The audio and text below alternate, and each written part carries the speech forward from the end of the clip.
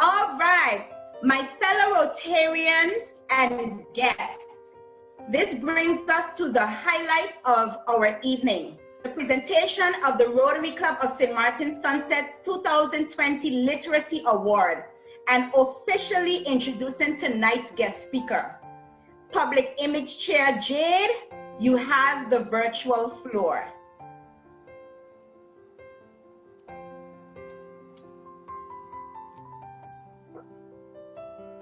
Tamara Groeneveldt is an emerging poet from St. Martin. With her first book, After the Storm, currently being in its second publication, it was labeled as a bestseller. Ms. Groeneveldt has performed on the same stage as famous Caribbean authors and storytellers such as Paul Keynes Douglas at the 2019 Carifesta Caribbean festivity in Trinidad. She has recited her poetry at official St. Martin's Day programs and other presentations attended by the island's officials, including the King and the Queen of the Netherlands. Ms. Groeneveldt hopes that one day, every household and school in St. Martin will own a copy of After the Storm to ensure that St. Martin's literature, story, traditions, and culture lives on. A memorable evening tonight as we recognize a daughter of the soil, Miss Tamara Groeneveldt. Bleached Skin by Miss Tamara Groeneveldt. How can I free my mind when society is telling me that if I am white, then I am right? If I am black, then I need to step back? With this black skin, I'm associated with sin. With this black skin, I'm told that I won't, that it's harder for me to get at least 1 foot in. With this black skin, I am told you can't. You are not enough. A blatant no, over and over again. I live in a society where magazines and billboards feature people with features that do not look like the majority of my highlighted community, where magazines and billboards feature people with pigments of lighter shades than me.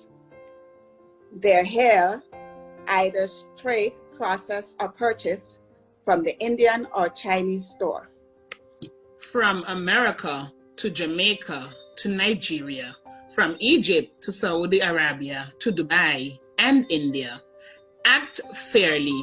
It's toppy clear. To make it in the world, you don't have to act fairly, but you have to look fair. Penetrate the God-given melanin, lighten your skin. Being white is where the good and better life begins. Bleach so you can teach and attain all the careers and things that now seem out of reach. Lighten so your opportunities are heightened, and you will notice a major difference. The benefits are an added stipend.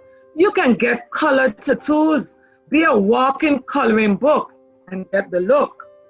Get married to the man or woman of your dreams and have light-skinned babies.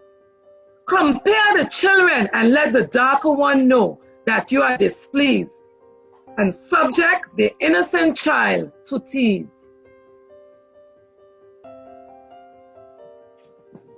Stay out of the sun. Prevent your skin from getting brown.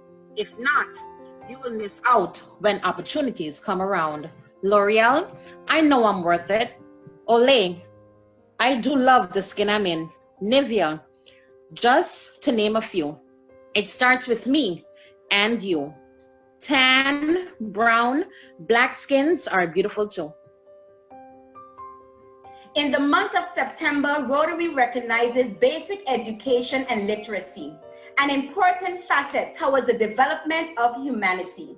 Ms. Tamara Groeneveldt, you were selected by the members of the Rotary Club of St. Martin Sunset to be this year's Literacy Award recipient, with captivating poems such as Bleached Skin, Love, peace and hair grease, sweetest thing I've ever seen, and my favorite, a St. Martin without walls. Your love for literacy and advocating the importance of reading is highly appreciated. As you venture on into higher heights, we trust that this award, here you go, will continue to encourage you to keep writing books and poems like the one titled, I Know St. Martin's Culture. I don't know about you, but I know about me. I love my history, culture, traditions, people, how we speak.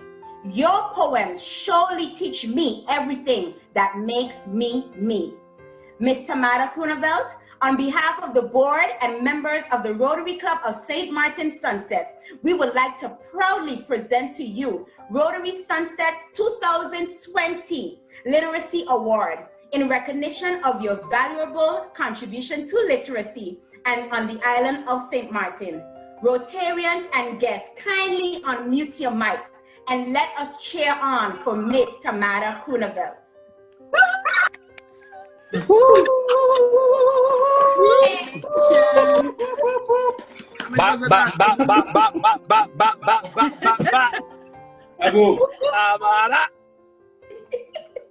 They are so excited. They are so excited. All right. So to officially allow Ms. Tamara Groeneveldt to present to us this evening, she is also our guest speaker for this evening, talking about the power of literacy, from reading books to writing books. Please let us welcome to the virtual floor, Ms. Tamara Groeneveldt.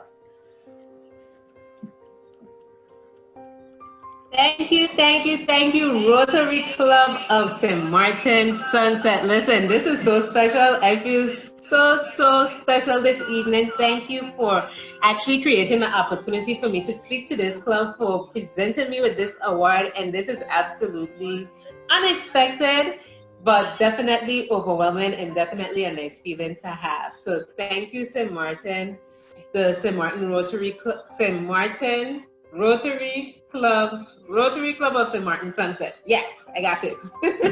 For actually selecting me as for this really prestigious award for 2020. It is very heartwarming. So I am just going to get right into it because I see that everything is flowing very smoothly. So I am not going to be the one to hold up this meeting any further. So what I want to say is the University of St. Martin told me that I have the key to a brighter future. St. Martin Academy convinced me that I am a light in the darkness and a bright shining star. You see, I was constantly encouraged while learning, achieving, excelling, and spreading my fame so that one day in this world, I can make my claim. My teachers spoke it into existence and said that one day, everyone will know your name. Just remain focused, work towards it, and envision your goals over and over again. Whether inside or outside of the classroom, with wisdom and knowledge, you have everything to gain. Mac School made me recite, if at first you don't succeed, try again every single night to ensure that when I am faced with failure or defeat, that I don't give up and give it a next try until I get it right. In the morning, give devotion. Be grateful for what you have and know that the class of life is in constant motion. Whether you sulk or thrive on your journey, it's a personal decision. The 90s was still a society when those given the responsibility to guide and teach me actually cared about my education, safety, and security. Yes, they were paid to work from 8 until 1:30 or 3, but they found joy in knowing that they were able to give of themselves to the next generation so that we can understand concepts such as principle, interest, and living in a world of inflation. The importance of education in these uncertain times is quite an interesting topic, seeing that I am a firm believer of education regardless of the times. However, the times that we are in at the moment are unique indeed. These are the times that many in the world never experienced before. Low-income families are being kicked out of apartments because they no longer have a job or cannot pay the rent. Homeschooling has become the norm, and many persons have reverted back to their gardens as opposed to depending heavily on supermarkets. Either which way, education is important. Whether it's in finances, technology, business, gardening, whatever the case may be, education does not end inside of the classroom.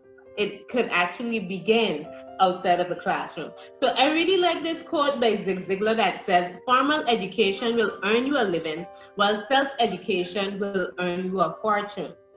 So I really have to commend Rotary on many of the activities that they have done within the community.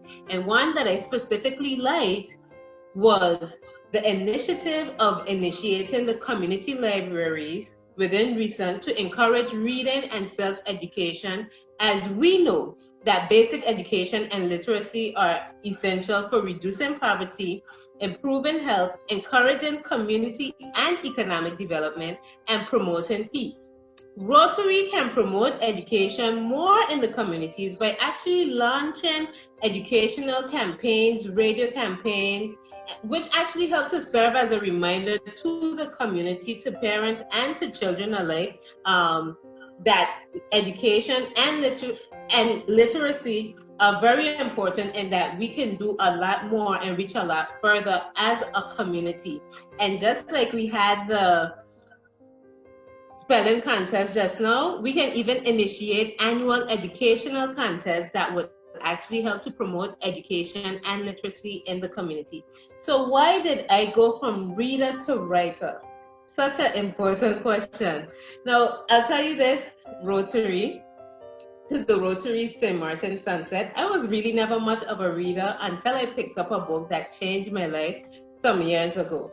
It was called Start Late, Finish Rich by David Bach, and it led me to pick up a series of other books that continued to stimulate my mind and made me dare to think of endless possibilities.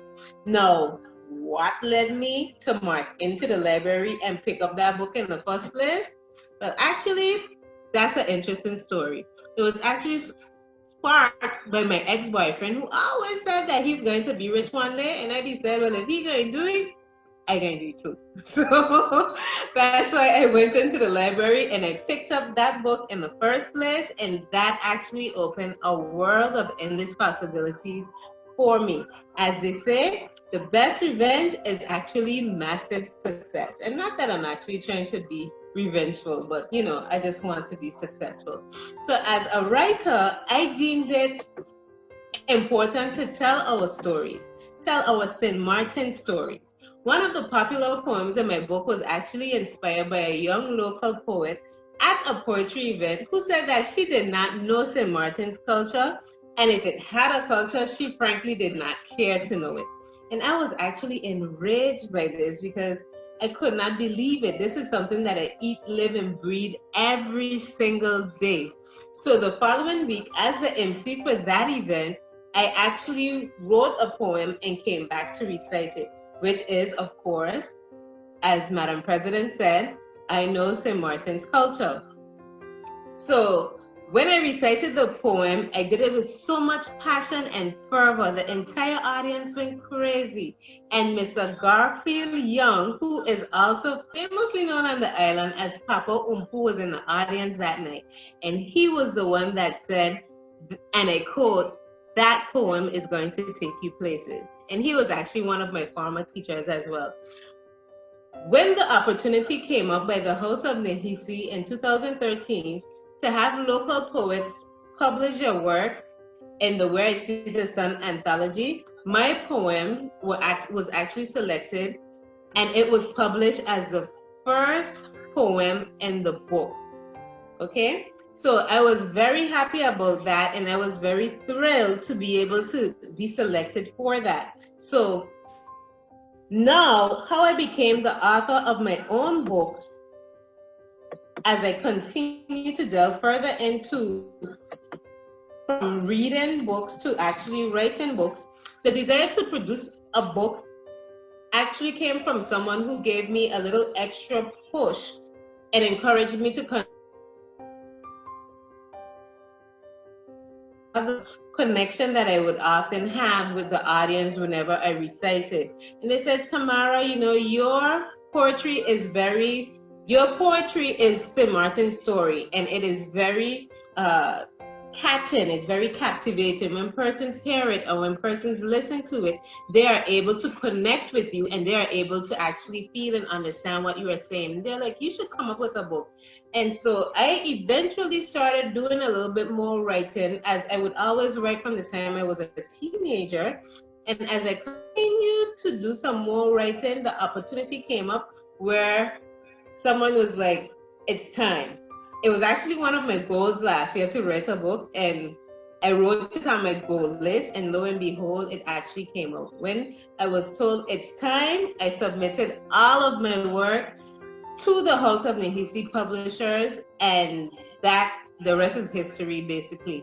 So After the Storm is very, very special to me, as was said in the introduction, because it has become a bestseller since then. And of course, as I usually tell everyone, one of my goals is to have it in every single household and in every single school, so that this can actually promote literacy, education, and culture, and the St. Martin story all at the same time, as they see a daughter of the soil, especially the young, see a daughter of the soil actually having a book and letting them know that this is something that they can also do too. Because oftentimes they are not locally produced, not locally published, and of course it's important for our children to hear our stories as told by us and know our stories as told by us.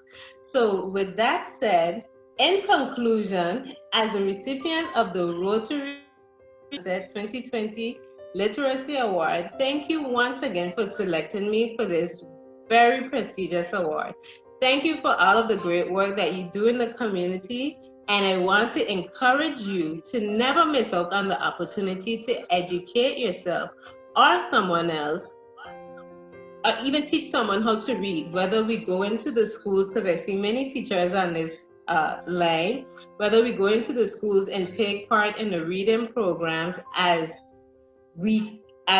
actually the opportunity comes up. I know I've done that in some of the schools already, where we could go into the schools, it's on a voluntary basis, and teach children or read a story for children, as they really, really enjoy that. So whether you start in your home with yourself or teach your children within your home, or whether you're just trying to have massive success to let your ex know that you can succeed too, I encourage you to read, promote literacy in our community.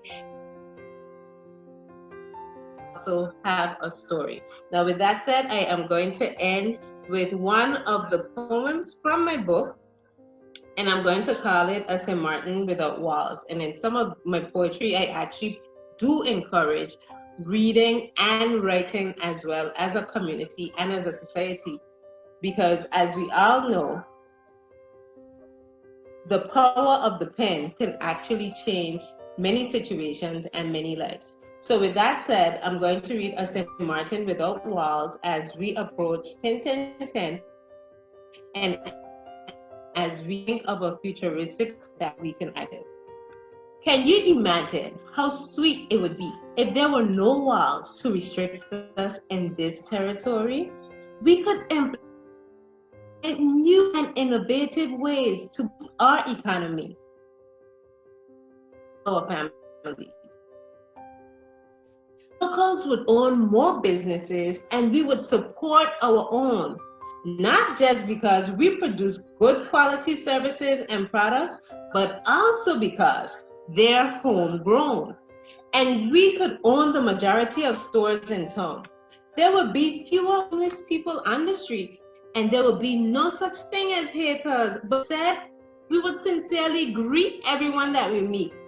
You could still pick cherries in Bishop Hill, Jungle, and Chevries, and everyone's backyard would reap provision and, of course, guava berries.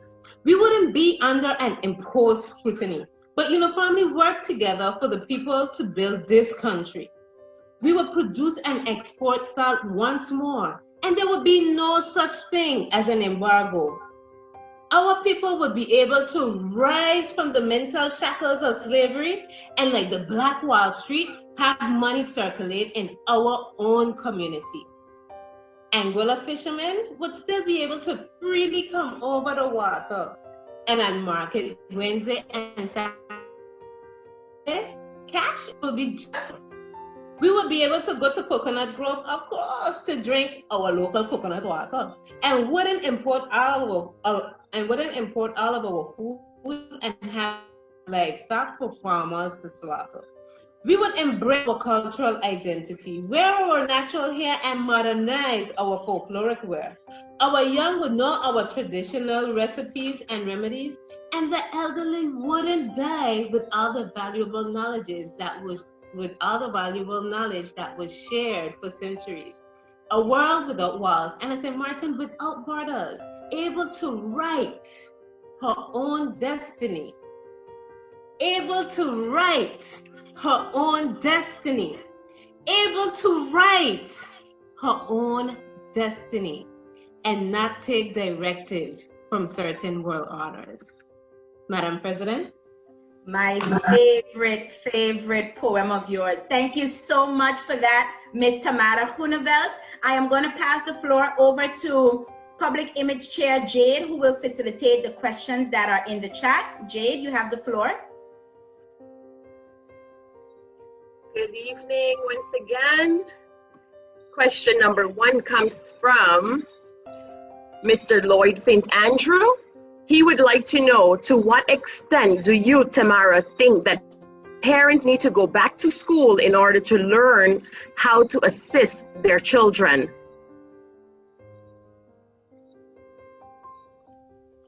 To what extent parents need to go back to school in order to learn to assist their children? Thank you for the question. What extent I think parents need to go back to school? As I mentioned, self-education could definitely get you further than a basic education that you can learn in school. Learning does not stop in the classroom. Persons can educate themselves in or outside of the classroom. If these parents have a desire to actually help teach their children, they can even work along with their children while children are in school. They can look at their books. Now, if the parents are illiterate, that's another story. If they don't know how to read, because we do have many parents who are illiterate, I would encourage those parents to get with somebody, not be ashamed, because many persons are ashamed of the fact that they cannot read.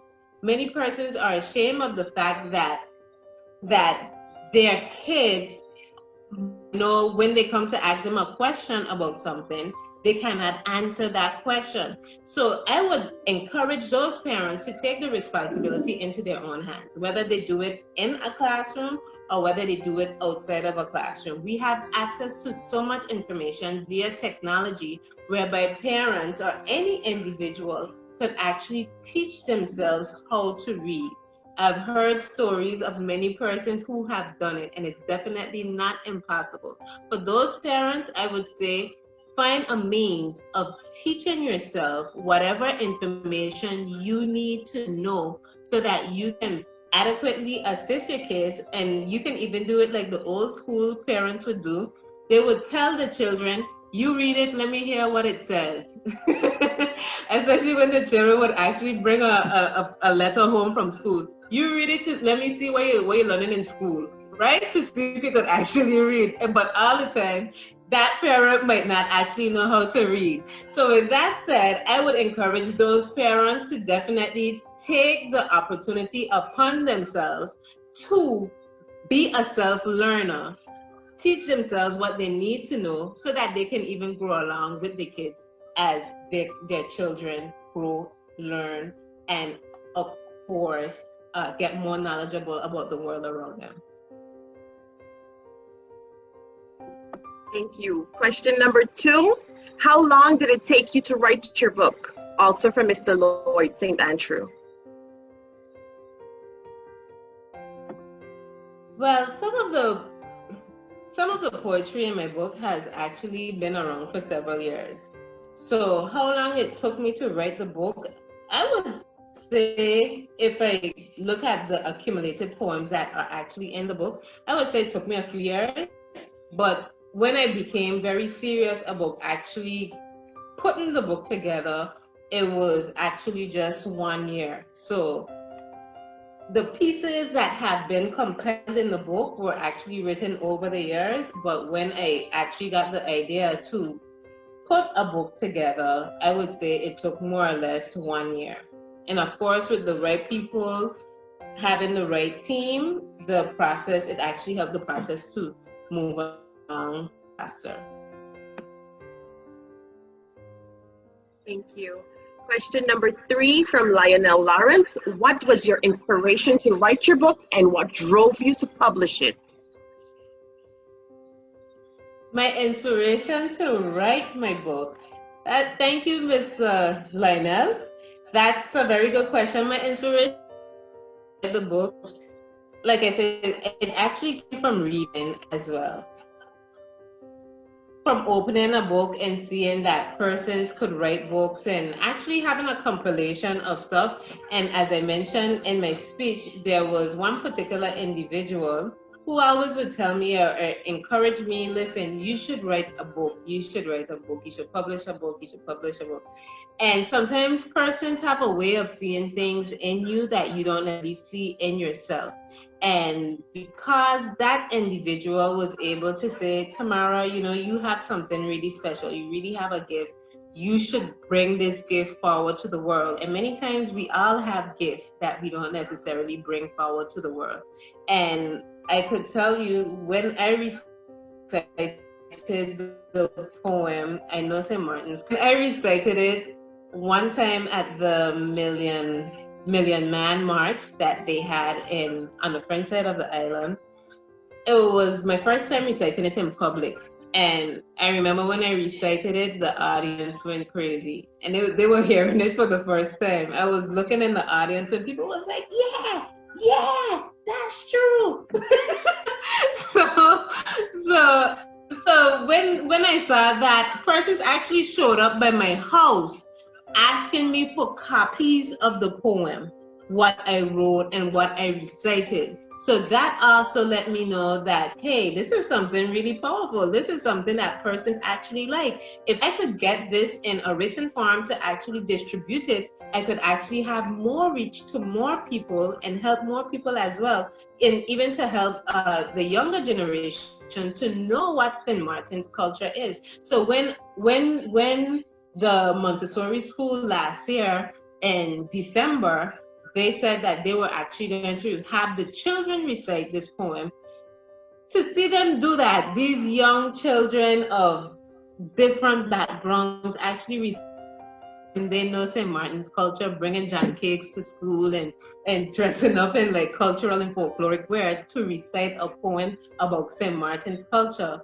It was absolutely amazing. So just going back to the question, what inspired me to actually write this book? The inspiration came from all over. Of course, an extra push from individuals within the community, and of course being a part of the St. Martin Book Fair, volunteering with them for many years. Actually, since its inception 18 years ago, I have been a volunteer with the St. Martin Book Fair.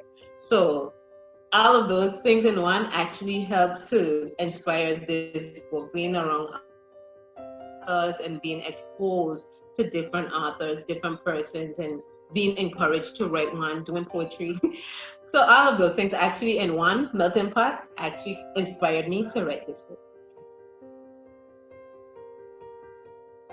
Thank you for that one. Through Mr. Lloyd St. Andrew, he states, the language we communicate, it is extremely important, and language carries the culture and culture carries existence. So who are we when we tell our story? What are your thoughts on that? Language is very important indeed. And Mr. Lloyd, in St. Martin, we speak various languages. I'm talking from English, Spanish, Papiamento, Dutch, French, you name it, we speak it. Mandarin, Chinese. Listen, we are making efforts because in St. Martin, I think we're very facilitating community, whereby we try to facilitate everyone that comes to St. Martin, and we would try to speak whatever languages that they're speaking. We have no issue trying to learn those languages either. And just like we know that as a Caribbean people, we have migrated to different countries in work to make our economic status a bit better. And of course, in our history, St. Martin, we've also had that persons migrated to the Dominican Republic, to Aruba, to Curacao, to the Virgin Islands. I mean, we have that. So persons came back when they returned to St. Martin speaking various languages. Now, languages are very important when it comes to education and literacy as well. We have many children that have a mother tongue in one language, but they are being educated in another language. And sometimes I know that as far as education here in St. Martin goes, it actually helps some children to not be able to elevate or accelerate as far as their learning goes, because there's no one at home to necessarily help them. And having a formalized language of instruction, oftentimes, as Rhoda Arundel would say it in her book, Language and Identity, she would say that we need to come up with one formal language of instruction, at least so that persons are able to learn in the language in which they speak. Because as long as we continue to have various languages, which is actually a benefit that we could speak so many different languages here in St. Martin, sometimes our kids or our children do not master one language, whether it's in reading or writing, given that particular language. So as mentioned, I think that language is very important, but we have some decisions to make here in St. Martin as a autonomous country, or as a country that is working towards independence, so that we can ensure that our children are given the best education, so that our children could also be able to take place, or their rightful places, in the top positions here on this island. And I'm talking about positions such as doctors. We wouldn't have to import them. Lawyers, we wouldn't have to import them from wherever. Our children would be able to get a great and powerful education in whatever language it is, whether it's Dutch, whether they master the Dutch or they master the English. As a country or as an island, we're not an independent country as yet, but we need to make a decision on how we could best educate our children in a language that is suitable for all and beneficial for the entire island. Thank you. Our final question for the evening from Kenrick Houston. Is there a way to purchase your book online, and is shipping available?